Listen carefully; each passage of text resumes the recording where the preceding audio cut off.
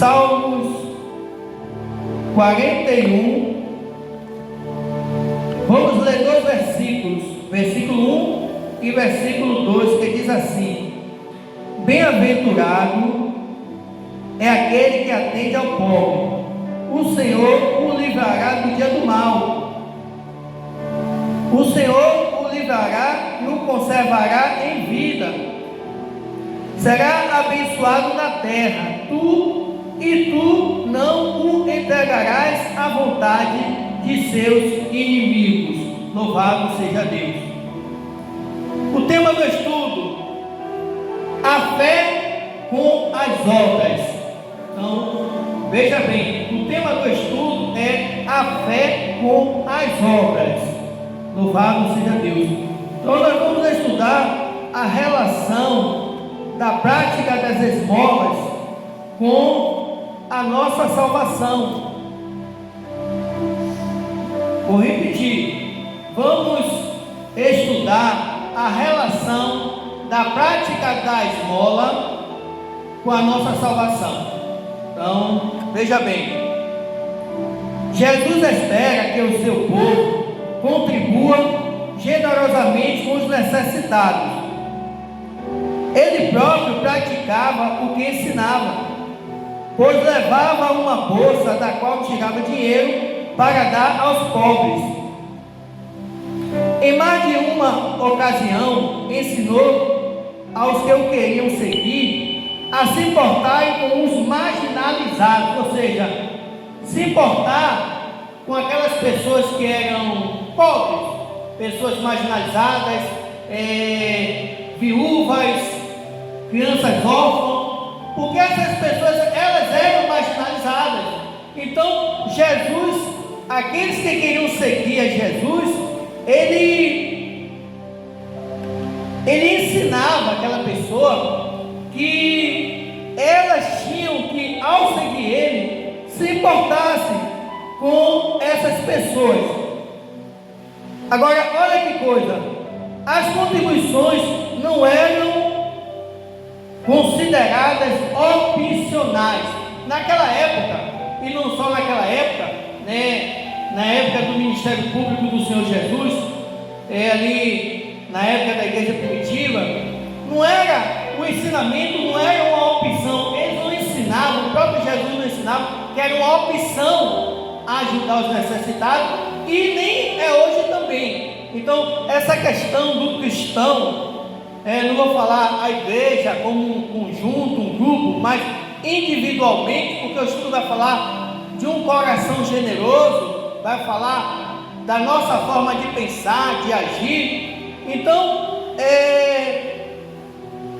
o que Jesus ele ensinava é que nós cristãos, tanto naquela época como hoje, temos que ser generosos para com essas pessoas. Olhe bem, no caso aqui, uma das exigências de Cristo para se entrar no seu reino eterno é mostrar-se generoso para com os irmãos e irmãs que passam fome e sede, ou seja, com os pobres. Então, a base do ensino de Cristo naquela época, como exigência para entrar no seu reino, era ajudar os irmãos, as irmãs e as pessoas necessitadas. Então, é por isso que eu coloquei aqui, vamos estudar a relação da prática da esmola com a nossa salvação, porque nós temos que tirar aqui uma dúvida. E eu tenho aqui um texto. Eu quero ler esse texto aqui com bastante atenção, que está em Mateus, vocês podem acompanhar. Vamos ler aqui Mateus, estou com a minha Bíblia aberta, vocês podem acompanhar também. Mateus capítulo 25, a seguir versículo 31. Olha bem que coisa. E quando o Filho do Homem vier em sua glória, e todos os santos anjos com ele, então se assentará no trono da sua glória, e todas as nações serão reunidas diante dele, e apartará um dos outros, como o pastor aparta os bodes das ovelhas. Veja bem, e porá as ovelhas à sua direita, mas os bodes à sua esquerda. Olha agora aqui no versículo 34. Então dirá o rei aos que estiverem à sua direita: vinde, bendito de meu Pai, possuir por herança o reino que vos está preparado desde a fundação do mundo. Versículo 35. Olha o que ele vai falar: porque tive fome e deste-me de comer, tive sede e deste-me de beber, era estrangeiro e hospedaste-me, estava nu e vestiste-me, adoeci e visitaste-me, estive na prisão e foste ver-me. Então os justos, aqueles que estão à direita dele, lhe responderão dizendo: Senhor, quando te vimos com fome e te demos de comer, ou com sede e te demos de beber? E quando te vimos estrangeiro e te hospedamos, ou nu e te vestimos? E quando te vimos enfermo ou na prisão e fomos ver-te? E respondendo o rei, lhe dirá: em verdade vos digo que, quando o fizestes a um destes meus pequeninos irmãos, a mim o fizestes.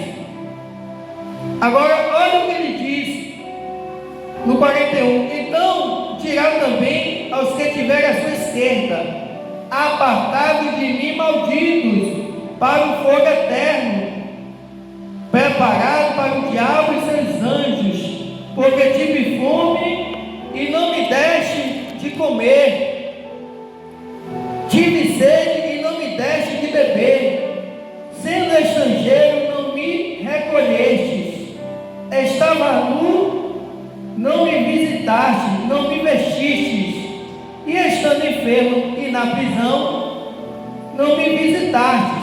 Então eles também lhe responderão dizendo: Senhor, quando te vimos com fome ou com sede, ou estrangeiro ou nu, ou enfermo na prisão, e não te servimos? Então lhes responderá dizendo: em verdade vos digo que, quando a um destes pequeninos o não fizestes, não o fizestes a mim. Irão estes para o tormento eterno, mas os justos para a vida eterna. Então, olha que texto bem clássico, louvado seja Deus. Então, a relação da esmola, da prática da esmola com a nossa salvação, é algo tipo assim, muitos vão dizer, certo, que a obra social não salva, certo? Ajudar aos pobres, ajudar uma viúva, uma criança órfã. Hoje é um pouco diferente, vamos dizer assim, ajudar um mendigo que não tem o que comer, uma pessoa pobre que não tem o que vestir, uma pessoa necessitada, que às vezes você é uma pessoa abençoada e não quer abençoar essas pessoas. Então, tudo isso é uma obra social, ajudar os necessitados. Então, muitos vão dizer que a obra social não salva, mas é parte integrante da salvação. Então, a obra social, ajudar os pobres, não salva, mas a generosidade é parte integrante da salvação, são requisitos da nossa fé. Quem não se compadece dos necessitados não pode ter comunhão com Cristo. Por quê? Porque tem uma fé morta, como disse Tiago. Então essa relação de ajudar os pobres, porque assim, o que salva é a graça salvadora de Cristo, e nós só podemos alcançar a graça mediante a fé. Mas olha o que diz Tiago.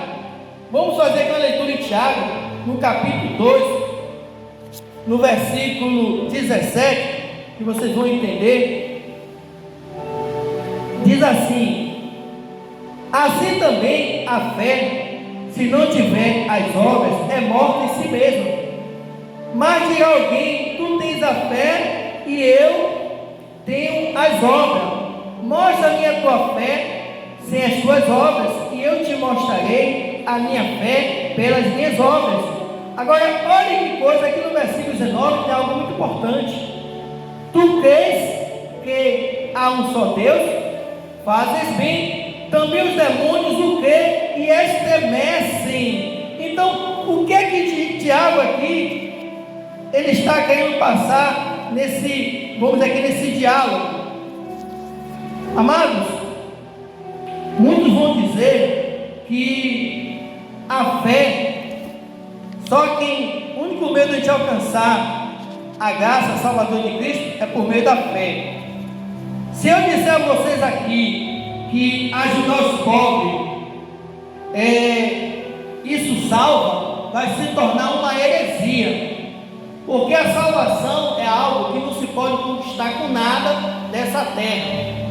A própria palavra graça, que tem um significado de favor imerecido, significa que nós não somos merecedores da salvação, mas Deus, Ele nos promete a vida eterna, porque Ele nos ama.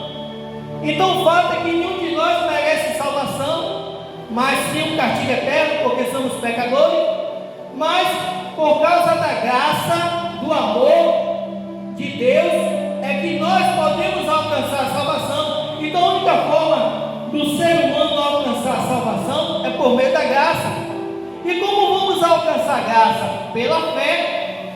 Só que tem uma coisa, olha o que diz aqui no versículo 19 de Tiago, capítulo 2, que os demônios também creem a ponto de estremecer. Então significa que fé não é qualquer fé que vai alcançar a graça. A fé que alcança a graça é a fé salvífica, e essa fé, a Bíblia diz que é um dom de Deus. Então Tiago está dizendo que muitos têm fé, mas não têm obra. Sabe o que Tiago está querendo dizer? Que se você tem fé e não tem obra, sua fé é morta. É igual a fé dos demônios. Os demônios também têm fé, igreja. Nós temos que entender isso. Só que os demônios têm fé, mas não têm obra. Qual é a obra dos demônios? Destruir, levar as almas para o inferno.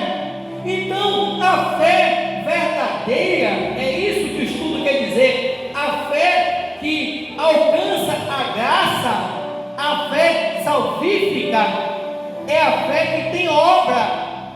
Ou seja, o que vai evidenciar, o que vai mostrar que a sua fé é uma fé salvífica, ou até mesmo que você alcançou essa fé salvífica, é quando a sua fé é uma fé completa, é quando a sua fé ela tem obras. Então, se você não se compadece dos pobres, se você não tem um coração generoso, isso significa que a sua fé é uma fé incompleta, a sua fé é uma fé morta. Então, nesse caso, dizer que fazer obra, ajudar os pobres não salva, é errado também.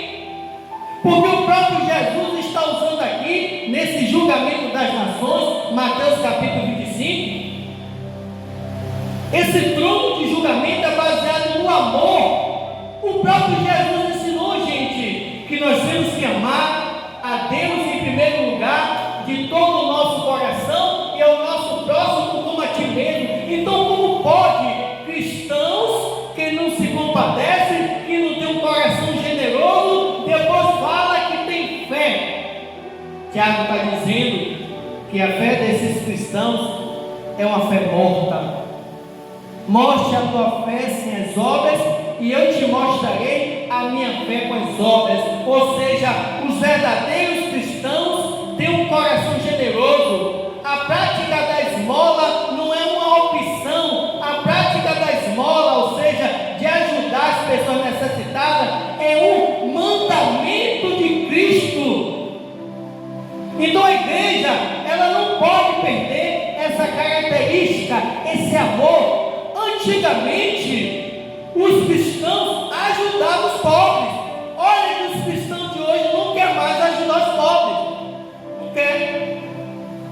Eu não sei o que é que estão ensinando.